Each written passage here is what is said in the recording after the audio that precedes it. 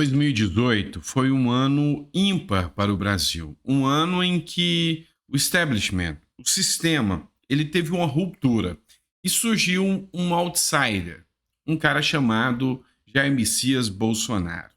Pois é, usei um nome difícil aqui, um monte de nome difícil, né? Establishment, outsider, tá? O que que é isso?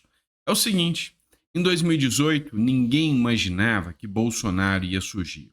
Um cara que, apesar de estar dentro da política por anos, ele pensava fora da caixinha. O establishment é o sistema, é como o sistema pensa. O outsider é o cara que está fora da caixinha. E todo mundo imaginava que ia vir ali um Aécio Neves para acabar com o PT e fazer de novo a dança das cadeiras. Até que surgiu um cara que falava besteira, um cara que explicava a política de verdade para os brasileiros e que ganhou um apelo popular. Ou seja, ele falava a língua da população e falou para todo mundo: olha, além do que vocês viram, existe uma coisa chamada direita. E essa direita prega isso, isso e isso. Foi o suficiente para dar a eleição a Jair Messias Bolsonaro em 2018. Acontece que o sistema, o próprio establishment, viu que precisava tirá-lo. Então foram 4 anos de ataques intensos ao Jair Messias Bolsonaro para que ele saísse. Mas não para por aí. Tem que fazer o revisionismo. Tem que mudar a história. Tem que apagar as mazelas do passado que eram para tirar o PT e eram para colocar o Aécio ou qualquer um outro tucano ali.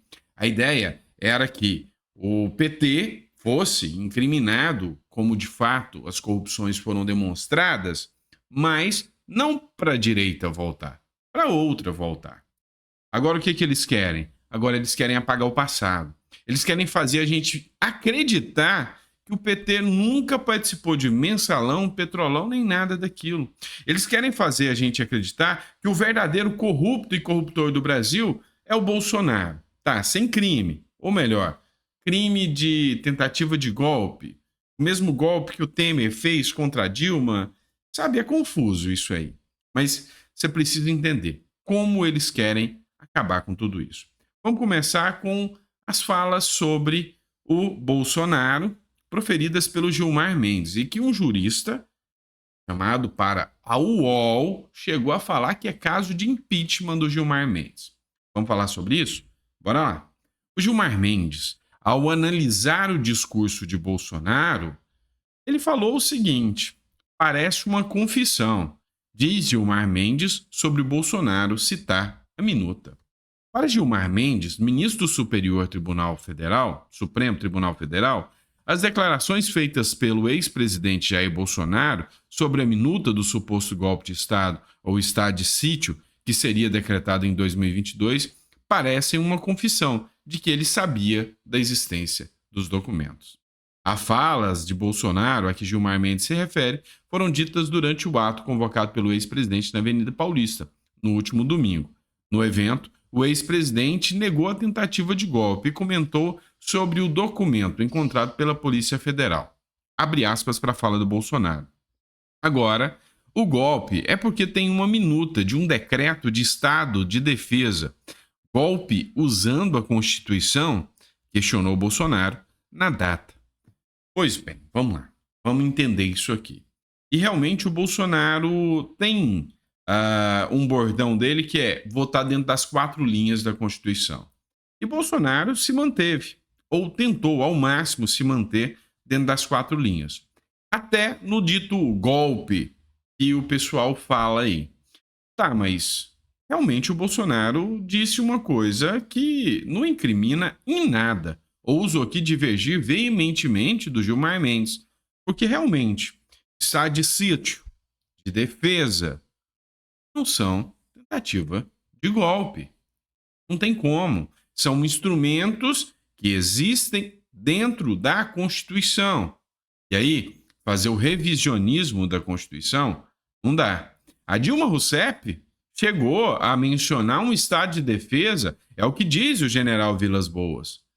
Estão tentando prender ela por causa disso? Não. Por quê? porque é um instrumento jurídico previsto na Constituição Federal. Mas o que mais chama atenção aqui é o Gilmar Mendes, até parece que não, mas é um juiz. E juiz, ele não pode antecipar qualquer julgamento. Ele não pode vir a público e agir como um político. Ele tem que agir como juiz. Ele não pode simplesmente falar sobre casos que, porventura, ele tenha que julgar. Por exemplo, absurdamente, de forma vexatória, ele falou que esse pessoal da Lava Jato precisa ser preso. Tá, mas e se o processo da Lava Jato cai na mão dele? O que ele vai fazer? Vai mandar prender o pessoal da Lava Jato. Sabe, eles querem mudar a história, fazer um revisionismo sem precedentes. A UOL fez uma postagem. Maierovitch é um jurista, tá? Renomadíssimo, e não podem nem de longe sonhar em dizer que ele é um bolsonarista, tá? Ele deu uma entrevista e ele falou o seguinte, ouça só.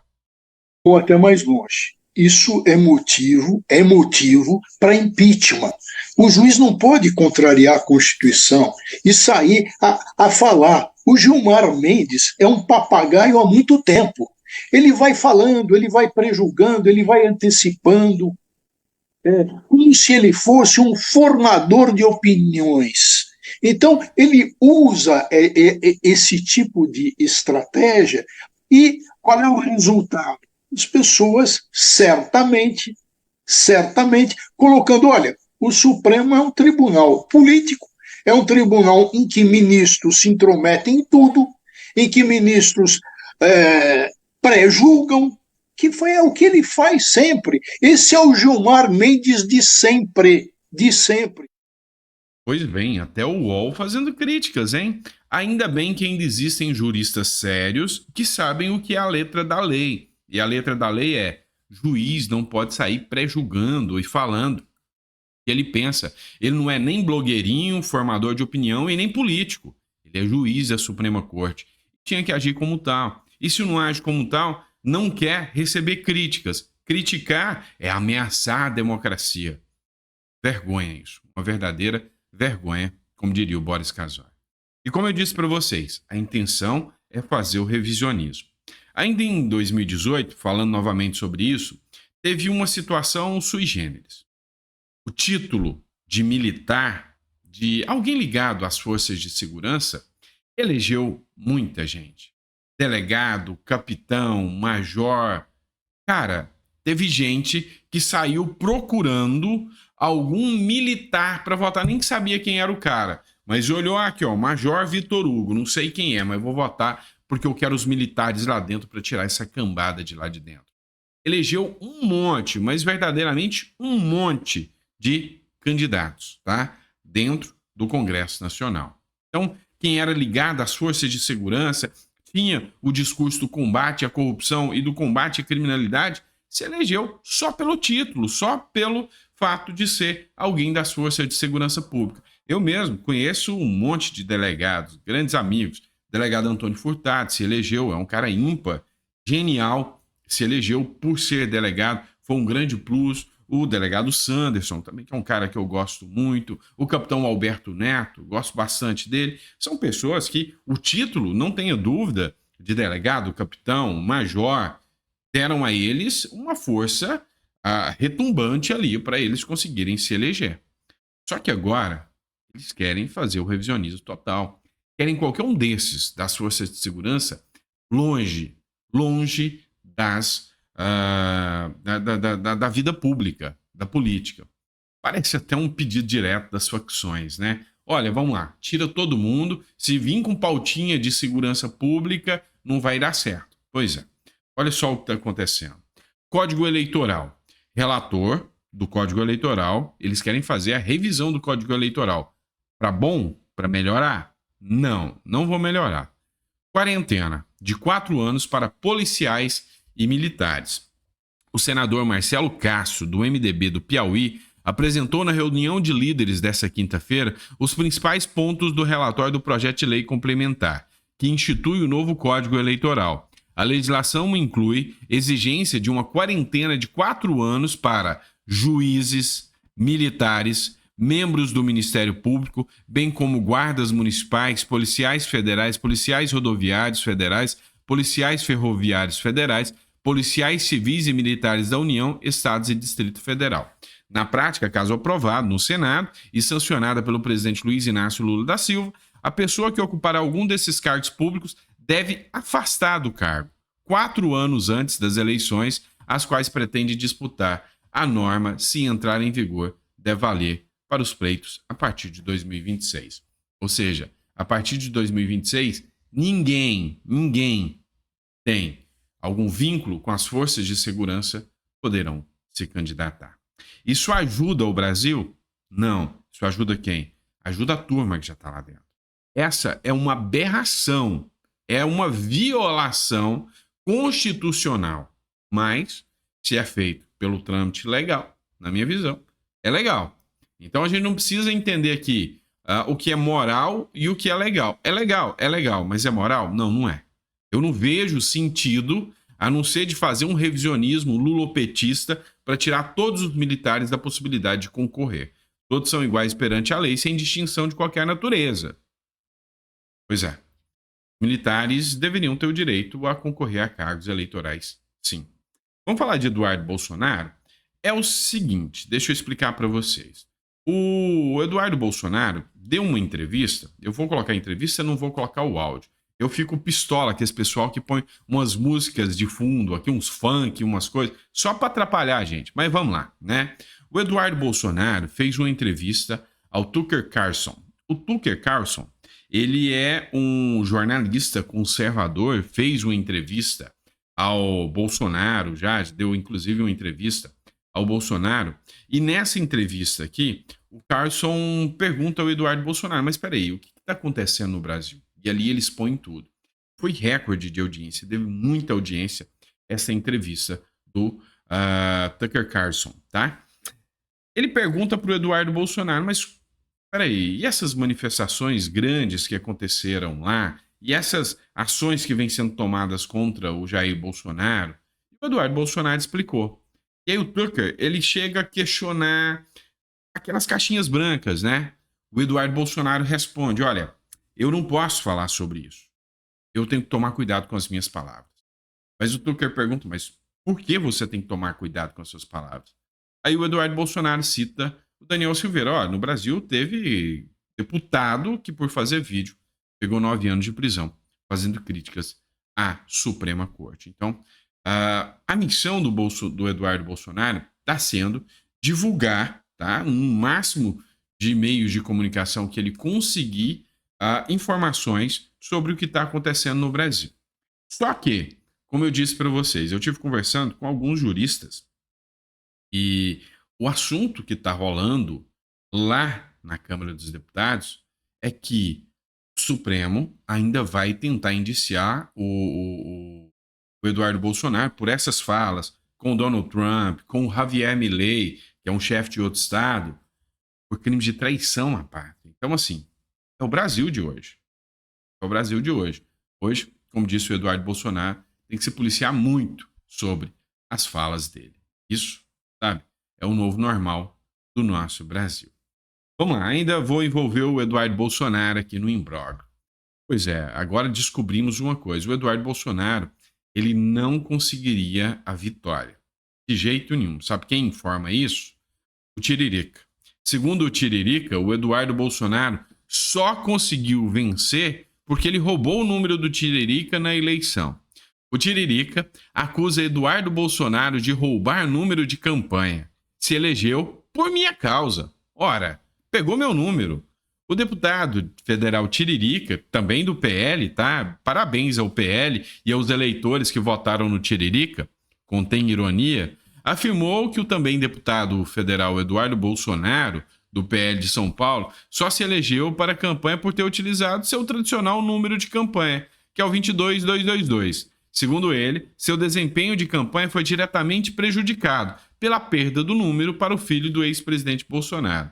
3 mandatos com o mesmo número. O cara me tira sem me falar nada, sem me dar explicação nenhuma. Fizeram uma grande covardia e muitos deles falaram: o número não elege. Se não elege, por que tirou logo o meu? Disse Tiririca ao jornal Folha de São Paulo. Pois é. Então, segundo o Tiririca, é só por causa do número, tá? Olha, o número não elege ninguém. Eu sei, eu participei muito de eleições, dando suporte e tudo mais. Eu sei como funciona, tá? Então, o número não é responsável por eleger ninguém. Ajuda, tá? Você ganha uns votinhos ali, porque é fácil de lembrar. Ajuda. Esse discurso tiririca é insano, de que, se elegeu porque usou o meu número. Não, não faz sentido, tá? Mas, entretanto, todavia, contudo, eu concordo com o Tiririca de ficar pistola de terem tirado o número dele, tá? Isso aí foi falha mesmo, foi sacanagem mesmo, não nego, tá? Então, ir lá, o número já era do cara, é coisas que tem na política, e é assim que funciona a política. A política é um tentando dar rasteira no outro. Agora, ainda sobre a eleição do Tiririca, eu queria que os eleitores do Tiririca, o pessoal do PL, citassem para mim as coisas produtivas e boas que o Tiririca fez pelo conservadorismo brasileiro. Pois é, tá chegando mais artista aí com o apoio do Bolsonaro, mais gente como o Tiririca, só para contar cadeira. Isso vale mesmo? É bom mesmo? Não sei. Eu tô vendo gente igual Romário só dando lapada e votando contra o eleitor. E aí, o pessoal vai lá e elege de novo. Mas vamos lá. Outra matéria aqui, matéria da Jovem Pan News. Será que dessa vez sai? Senado deve debater propostas para fim da reeleição na próxima semana. Semana que vem promete, hein, pessoal? O Senado receberá na próxima semana 3 propostas de emenda à Constituição para o fim da reeleição de cargos do Executivo e extensão dos mandatos para 5 anos. O que é a ideia? Vai acabar a reeleição. Acabou essa história de reeleição. Só que aí o presidente vai ser eleito não para 4, mas para 5 anos. Sandro, você é a favor disso? Totalmente, tá? Nós temos 2 pontos de vista aqui, só para vocês entenderem. O primeiro ponto de vista é o de que reduz muito os gastos públicos.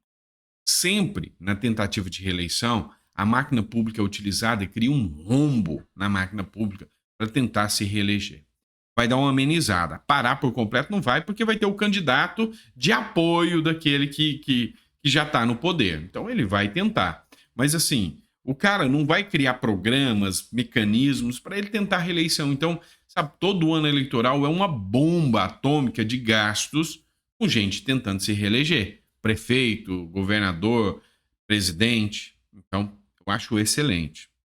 Por outro lado, as políticas públicas elas devem dar continuidade. E por que o Brasil nunca foi e nunca vai para frente? Porque as políticas públicas elas devem ser sequenciais. Nada consegue ser a curto prazo e 4 anos é muito pouco.